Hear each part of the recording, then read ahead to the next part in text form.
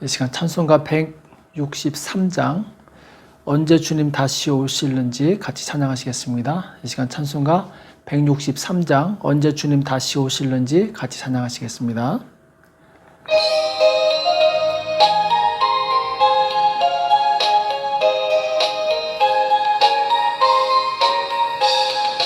언제 주님 다시 오실는지 알리가 없으니 등 밝히고 너는 깨어 있어 주를 반겨 맞아라. 주 안에서 우리 몸과 마음이 깨끗하게 되어서 주 예수님 다시 오실 때에 모두 기쁨으로 맞아라. 주 오늘에 다시 오신다면 부끄러움 없을까? 잘하였다 주님 칭찬하며 우리 맞아 주실까? 주 안에서 우리 몸과 마음이 깨끗하게 되어서 주 예수님 다시 오실 때에 모두 기쁨으로 맞아라. 주 예수님 맡겨주신 일에 모두 충성 다했나. 내 맘속에 확신 넘칠 때에 영원한 식 얻겠네. 주 안에서 우리 몸과 마음이 깨끗하게 되어서 주 예수님 다시 오실 때에 모두 기쁨으로 맞아라. 주 예수님 언제 오실는지 한밤이나 낮이나 늦게여서 주님 맞는 성도 주의 영광 보겠네. 주 안에서 우리 몸과 마음이 깨끗하게 되어서 주 예수님 다시 오실 때에 모두 기쁨으로 맞아라. 이 시간 나같이 기도하겠습니다. 살아계신 하나님 아버지, 이 새벽에 저희들을 불러주시고 하나님 앞에 나올 수 있도록 은혜 주심을 감사합니다. 한 주간이 시작되었습니다. 이번 한 주간도 하나님 주신 능력으로 살게 도와주시옵시고 하나님 주신 지혜로 모든 것을 이길 수 있도록 도와주시옵소서. 주님, 이 마지막 때 우리가 깨어서 기도하게 도와주시옵시고 하나님을 더 간절히 의지하게 도와주시옵시고 주님 오시는 그날에 부끄러움이 없는 우리가 될 수 있도록 도와주시옵소서. 오늘 우리에게 주시는 말씀을 듣기 원합니다. 우리에게 말씀하여 주시옵시고 깨닫는 은혜가 있도록 도와주시옵소서. 모든 것 주께 의탁하옵고 예수님의 이름으로 간절히 기도합나이다. 아멘. 이 시간 하나님의 말씀 역대상 1장 1절에서 4절까지 말씀을 보겠습니다. 역대상 1장 1절에서 4절까지 말씀을 같이 한 목소리로 합독하도록 하겠습니다. 같이 읽겠습니다. 시작. 아담, 셋, 에노스, 게난, 마할랄렐, 야렛, 에녹, 무드셀라, 라멕, 노아, 셈, 함과 야벳. 아멘. 에노스와 에녹의 교훈이란 제목으로 같이 말씀을 나누겠습니다. 자, 오늘부터는 이제 역대상에 대해서 말씀을 나눌 텐데, 자, 역대상에서는 이제 대부분이 거의 3분의 1 정도가 족보에 대해서 말씀하고 있습니다. 많은 이름이 나열되는데, 자, 이 이름들의 이 특징이 있습니다. 그것은 뭐냐? 구원의 역사를 중심으로 기술했다라는 것이죠. 그러니까 더 많은 사람들이 있지만 다 생략하고 그리고 이 구원에 관련된 그 계보만 기록하고 있는 거죠. 그래서 1절에 보면은 아담, 셋, 에노스 이렇게 나오는데 사실 아담이 가인과 아벨을 낳게 되죠. 이들이 빠져 있습니다. 왜 빠져 있느냐? 가인은 이 아벨을 죽인 살인자였죠. 또 아벨은 자식이 없이 죽었기 때문에 이 둘은 제외됐습니다. 그리고 이제 하나님께서 셋을 주시게 되는데 성경 원어에 보면은 하나님께서 강권적으로 아담에게 셋을 허락하셨다 이렇게 말씀하고 있는데, 그야말로 셋은 하나님께서 구원의 역사를 이루시기 위한 하나님의 선물이었죠. 그리고 이제 셋이 에노스를 낳게 되는데, 창세기 4장 26절에 보면은 셋도 아들을 낳고 그 이름을 에노스라 하였으며 그때 사람들이 비로소 여호와의 이름을 불렀더라 이렇게 말씀하고 있습니다. 여기 보면은 에노스 시대에 여호와의 이름을 불렀더라, 곧 예배가 회복된 거죠. 자, 그런데 왜 아담과 셋, 가인, 아벨, 셋, 이 시대에는 하나님의 이름을 부르지 않았는가? 그때는 왜 예배를 드리지 않았는가? 자, 여기 에노스는 약한 사람이란 뜻입니다. 약한 사람. 자, 가인 이후에 사람들은 악해지고 있었고, 그 살인자의 가정이었죠. 하나님을 아는 사람들로서 양심적으로 죄악을 행하는 것을 알고 있었을 것입니다. 자, 그런데 아는 것과 삶은 달랐던 거죠. 경건하고 살고 싶지만 이 육신이 약해서 자꾸 악을 행하고 죄를 짓는 거죠. 그래서 사람들이 정말 하나님이 계신 것은 알겠는데 자신들이 자꾸 악을 행하고 있어요. 결국 깨달은 것이 무엇이냐? 사람이 하나님을 의지하지 않으면 결국에는 그 사람은 점점 악해진다는 것을 깨닫게 됩니다. 그래서 에노스 시대에 에노스가 자신의 연약함을 깨닫고 그때 하나님을 의지합니다. 하나님을 바라보고 하나님의 이름을 부르고 예배를 드리게 되죠. 시편 73편 28절에 보면은 하나님께 가까이 함이 내게 복이라. 내가 주 여호와를 나의 피난처로 삼아 주의 모든 행사를 전파하리다. 이렇게 고백하고 있습니다. 그러니까 하나님을 가까이 하는 것이 내게 복이다. 이 말은 하나님을 멀리하게 되면 우리의 경건도 떨어지게 되고 우리는 점점 악한 행동을 하게 되어 있다는 거죠. 예수님께서도 요한복음 15장 5절에서 나는 포도나무요 너희는 가지니 저가 내 안에 내가 저 안에 있으면 이 사람은 과실을 많이 맺나니 나를 떠나서는 너희가 아무것도 할 수 없음이라. 나를 떠나서는 너희가 아무것도 할 수 없음이라. 자, 경건한 삶은 예수님을 떠나서는 결코 살 수 없다는 것이죠. 우리가 신앙생활을 하면서 점점 깨닫게 되는 것이 무엇입니까? 하나님을 의지하지 않고서는 우리의 경건을 결코 유지할 수 없다는 거예요. 기도하지 않고 또 말씀도 듣지 않고 예배도 드리지 않고 그러면서 경건하게 살겠다는 것은 이것은 불가능한 일입니다. 잘못된 일이에요. 경건은 반드시 훈련이 필요합니다. 경건의 훈련을 반복하지 않으면 우리는 점점 죄악의 삶으로 떨어져 갑니다. 만약 어떤 사람이 강상류로 거슬러 올라가려고 한다면 노를 계속 져야 됩니다. 힘들어도 노를 져야지 상류로 올라가지, 힘들다고 노를 놓게 되는 순간에 배는 자동적으로 하류로 떠내려가게 돼 있어요. 우리 신앙도 마찬가지입니다. 우리 신앙도 유지하기 위해서 끊임없이 바로 자신을 단련해야 돼요. 연습해야 돼요. 훈련해야 됩니다. 이 시대에 얼마나 많은 신학이 발달하고 또 성경에 대한 지식이 많아졌습니까? 자, 그런데 희한하게 이 경건한 사람은 찾아보기 힘들어요.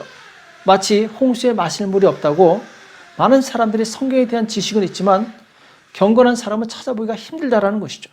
그 이유가 무엇이겠습니까? 그것은 바로 자신이 에노스처럼 연약한 존재라는 것을 깨닫지 못하고 자신이 다 할 수 있다고 착각하는 거예요. 우리는 겸손해야 됩니다. 끝까지 겸손히 하나님을 의지할 때 우리의 경건은 여전히 유지할 수 있어요. 오늘 에노스는 자신이 연약한 존재임을 깨닫고 하나님을 적극적으로 찾고 만나고 하나님을 구하는 그 예배의 삶을 살게 됩니다. 그래서 성경에서는 심령이 가난한 자가 천국을 만난다 이렇게 말씀하고 있죠. 왜냐하면 그 사람은 그 천국을 갈급하기 때문에, 또 침노하는 자가 천국을 차지한다고 말씀하고 있죠. 우리가 적극적으로 하나님을 의지하고 하나님을 찾지 않으면 우리 신앙은 자동적으로 떠내려가게 돼 있습니다. 특히 지금처럼 코로나 시대에 우리가 정신을 바짝 차리고 이 경건에 힘쓰지 않으면 우리는 우리의 경건을, 그동안 평생 쌓아오는 경건을 다 잃어버릴 수 있어요. 2절에 마할랄레이라는 사람이 나오는데, 자, 이 사람은 하나님을 찬양하라는 뜻인데, 자, 에노스가 적극적인 노력으로 예배를 회복하니까 그 후손이 하나님을 찬양하는, 하나님을 예배하는 그런 이 후손이 되었다라는 것이죠. 우린 내가 먼저 하나님 앞에 나가야 될 줄을 믿습니다. 내가 먼저 하나님 앞에 적극적으로 나가고, 그리고 자녀들에게도 그 신앙을 물려주시기 바랍니다. 그럴 때 우리는 이 말세, 주님이 오셨을 때 부끄러움이 없는 그런 모습으로 주님을 맞이할 수 있는 것이죠.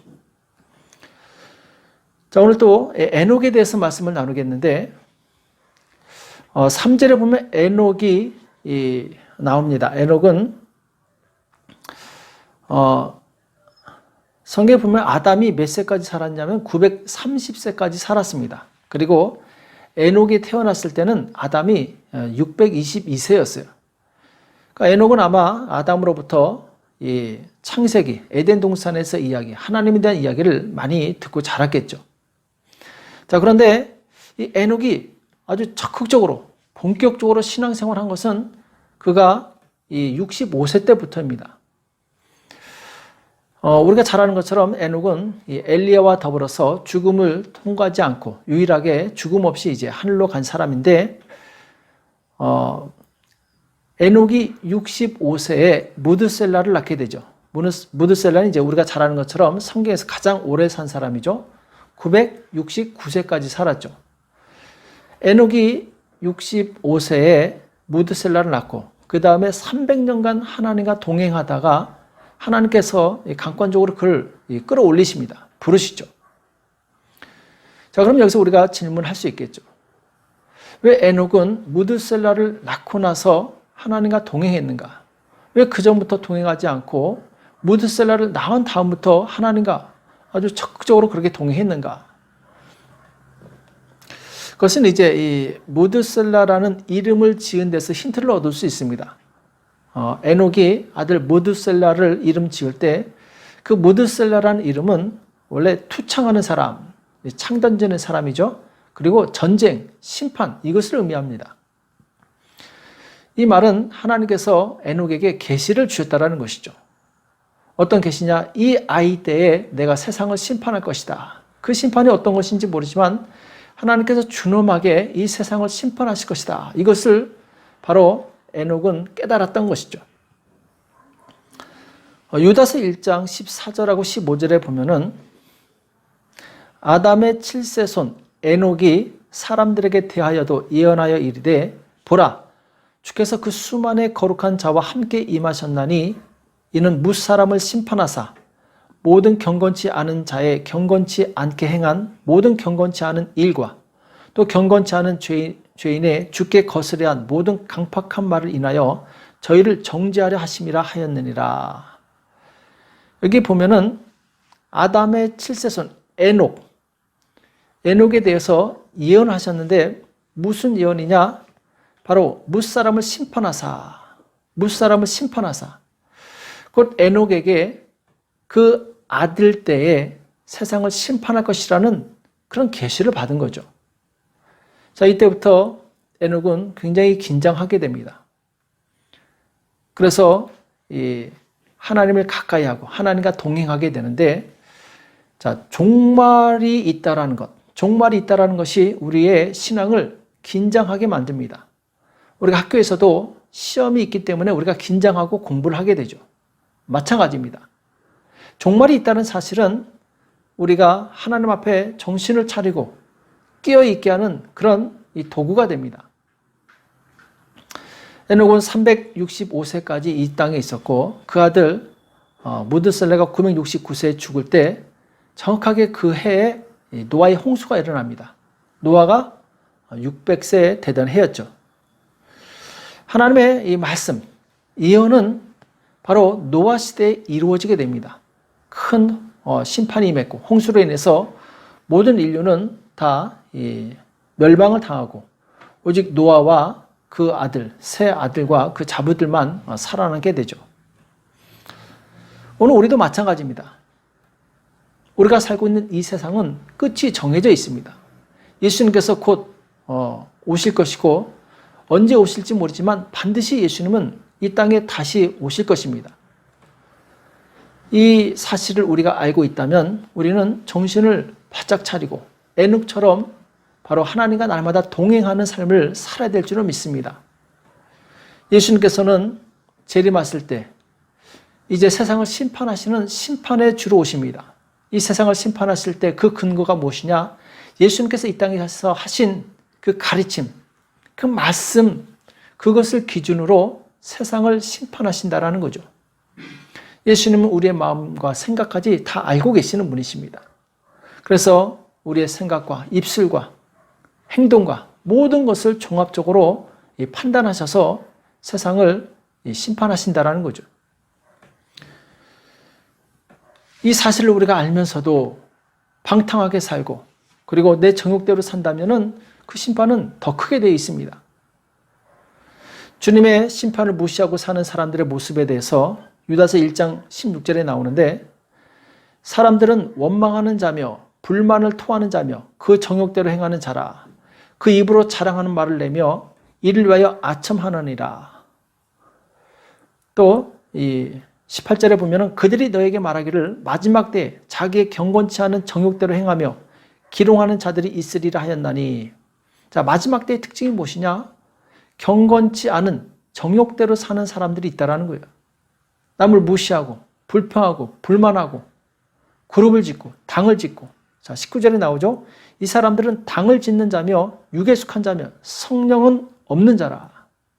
자, 무서운 말씀이죠. 우리가 교회에서 당을 짓는 것, 이것이 얼마나 위험한지 성경은 분명히 말씀하고 있습니다. 마지막 날에 예수님께서 이 땅에 오셨을 때 이 모든 것에 대해서 심판하실 것입니다. 우리는 마지막 때 정신을 차리고 예수께서 오실 그 날을 준비해야 됩니다. 그래서 유다서 1장 20절에 보면은 사랑하는 자들아 너희는 지극히 거룩한 믿음 위에 자기를 건축하며 성령으로 기도하며. 자, 지극히 거룩한 믿음 위에 자기를 건축하라 이렇게 말씀하고 있죠. 우리 신앙은 성장해야 됩니다. 그런데 거룩함으로 성장을 해야 돼요. 우리 안에 있는 모든 죄악들을 버리고 우리 입술의 모든 부정적인 말과 불평과 불만을 버리고 원망을 버리고 바로 거룩한 믿음 위에 자기를 이 신앙생활을 건축해야 된다는 거죠. 그리고 기도할 때 성령으로 기도하며 내 욕심을 따라 기도하는 것이 아니라 하나님께서 무엇을 기뻐하시는가 성령으로 기도해야 된다는 것이죠. 또 21절에 보면은 하나님의 사랑 안에서 자기를 지키며 자기 믿음을 지키시기 바랍니다. 주변에 아무리 어떤 사람이 나를 죄짓게 한다 할지라도 거기 속지 마시기 바랍니다. 오염되지 마시기 바랍니다. 내 믿음은 내가 지키는 거예요. 내 믿음의 기준은 사람의 말이 아니라 하나님의 말씀입니다. 하나님의 사랑 안에서 자기를 지키며 영생에 이르도록 우리 주 예수 그리스도의 긍휼을 기다리라. 하나님 나를 불쌍히 여기소서. 내가 연약하여 날마다 죄를 짓고 있습니다. 나를 불쌍히 여기소서. 자신을 돌아보고 자신의 죄악됨을 인해서 통회하고 하나님의 긍휼함을 기다리는 성도가 되시길 축복합니다. 예수님께서는 바로 그런 사람을 찾고 계신 거죠. 사도 바울도 데살로니가 전서 5장 21절 이하에 범사의 해 아래 좋은 것을 취하고. 자, 이 땅에서 살 때 우리는 결코 죄악을 선택해서는 안 됩니다. 악은 어떤 모양이라도 버리라고 말씀하고 있어요. 평강의 하나님이 친히 너희로 온전히 거룩하게 하시고 또 너희 온 영과 혼과 몸이 우리 주 예수 그리스도에 강림하실 때 흠없게 보존되기를 원하노라 이렇게 말씀하고 있어요. 곧 우리 육체가 건강해야 됩니다. 예수님께서 오실 때 건강해야 돼요. 또 이 우리 정신이 깨끗해야 됩니다. 정신이 혼탁하면 안 돼요. 우리는 건강한 정신, 바른 정신을 가지고 있어야 돼요. 바른 생각을 가지고 있어야 되겠죠. 그리고 우리 영혼은 예수님의 보혈로 씻어서 정결함을 계속해서 유지해야 됩니다. 주님은 다시 오실 것입니다. 그때 우리는 어떤 모습으로 서 있을 것인가? 항상 이것을 기억하시기 바랍니다. 그리고 주님 오셨을 때 내가 주님 앞에서 부끄러움 없는 사람이 될 수 있도록 오늘 나를 절제하고 그리고 하나님께서 원하시는 모습으로 하나님께서 기뻐하시는 그 말씀의 사람으로 변화되어서 주님 오시는 그날에 정말 흠없이 주님을 맞이하는 저와 여러분이 되시길 예수님의 이름으로 축복합니다. 기도하겠습니다. 살아계신 하나님 아버지, 오늘 우리에게 말씀해 주심에 감사합니다. 에노스와 에녹이 정말 그들이 하나님 앞에서 정말 정신을 바짝 차리고 하나님을 가까이 하고 하나님을 의지하고 예배의 삶을 살았던 것을 우리가 기억하게 도와주시옵시고, 주님, 우리도 이 땅에서 마지막 날을 준비하는 성도로서 주님 경건하게 살게 도와주옵시고, 경건의 훈련을 통해서 우리의 믿음을 지키는 우리가 모두가 될 수 있도록 역사하여 주시옵소서. 특별히 이 코로나 시국에 많은 사람들의 신앙이 떨어질 때 우리는 더욱더 믿음의 고삐를 더 바싹 쥐어서 하나님 참으로 주님 오실 그때 부끄러움이 없는 우리가 될 수 있도록 역사하여 주시옵소서. 감사하며 예수님의 이름으로 간절히 기도합나이다. 아멘. 오늘 말씀 기억하시면서 하나님, 내가 마지막 때 깨어서 경건의 훈련하게 도와주시옵시고, 주님 오셨을 때 부끄러움 없는 제가 될 수 있도록 하나님 나를 도와달라고, 우리 가정과 자녀들이 될 수 있도록 도와달라고 기도하시고, 교회와 나라와 민족을 위해서 가지고 난 기도 제목 가지고 이 시간 합심해서 간절히 기도하겠습니다. 기도하겠습니다.